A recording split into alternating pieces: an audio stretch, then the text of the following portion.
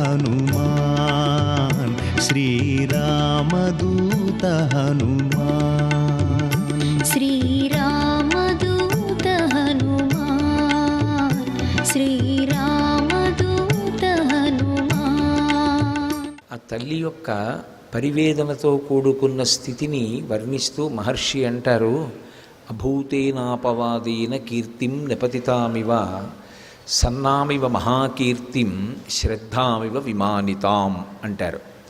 ఆ తల్లి అప్పటికీ కూడా ఇంకా మనసులో పూర్తిగా ఖేదం తీరలేదు, ఆవిడ బాధ పోలేదు.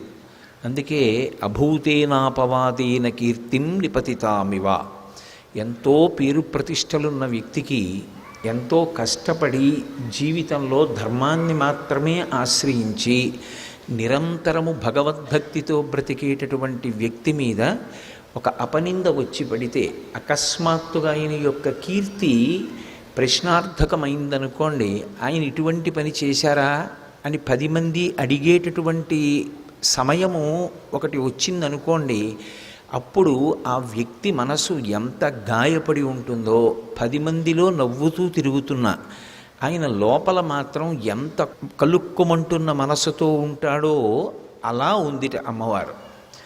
నిజంగా వాల్మీకి మహర్షి వేసినటువంటి ఉపమానాలు కొన్ని మనకి దొరుకుతాయి, బాహ్యంలో మనం చూడవచ్చు. ఇవి మనసుతో ఊహ చేసి మానసిక స్థితి అలా ఉన్నటువంటి వ్యక్తి ఎలా ఉంటాడో సీతమ్మ తల్లి అలా ఉంటుంది అని ఆలోచించినప్పుడు, అభూతేనాపవాదేన, పోని వచ్చిన అపవాదు సత్యమైతే, అయ్యో నేను పొరపాటు చేశాను, ఆ పొరపాటు వల్ల ఇప్పుడు ఈ బాధ అనుభవిస్తున్నాను అని సరిపెట్టుకుంటాడు.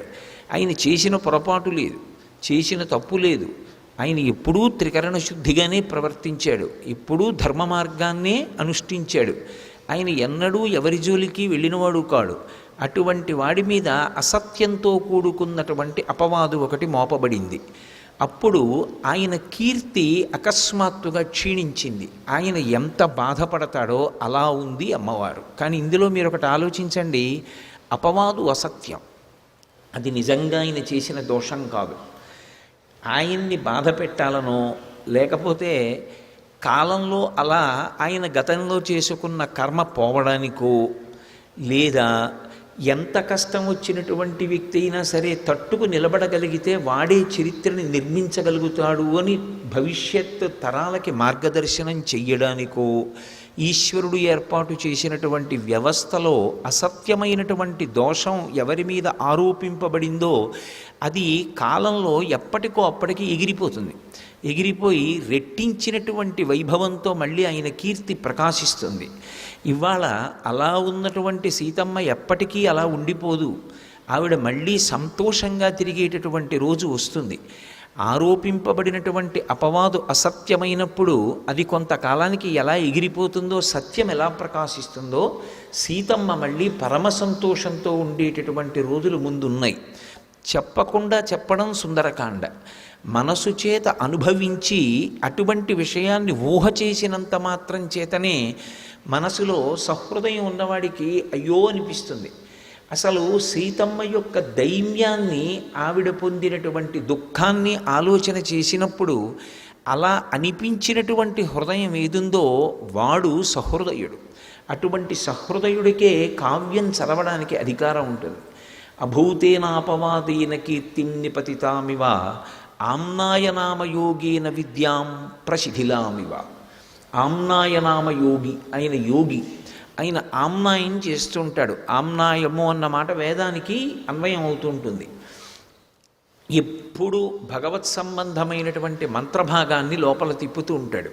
అందుకే మీరు ఆయన గాఢ నిద్రలో ఉండగా లేపి ఆ మధ్యలో ఉన్న ఏదో ఒక్క విషయాన్ని ప్రస్తావన చేసినా సరే ఆయన దాన్ని కొనసాగించేస్తాడు, ఆయన చెప్పేయగలడు. అంతలా చెప్పగలిగినటువంటి ధారణ దేని చేత వచ్చింది అంటే కేవలం దాన్ని అదే పనిగా బట్టి పట్టడం వల్ల వచ్చింది కాదది. అది ఆయనకు ఉన్నటువంటి శ్రద్ధ, దాని మీద ఆయనకున్న అనురక్తి అటువంటిది. అనురక్తి అది కాబట్టి ఆయన మనసు ఎప్పుడూ దాని గురించే ఆలోచిస్తూ ఉంటుంది. దాని గురించే ఆలోచిస్తుంటే ఆ శ్లోకాలే తిప్పుతూ ఉంటాడు మనసులో. అవే తిప్పుతుంటే అవే మనసులో ఉంటాయి. సర్వం శ్రీ ఉమామహేశ్వర పరబ్రహ్మార్పణమస్తు. స్వస్తి.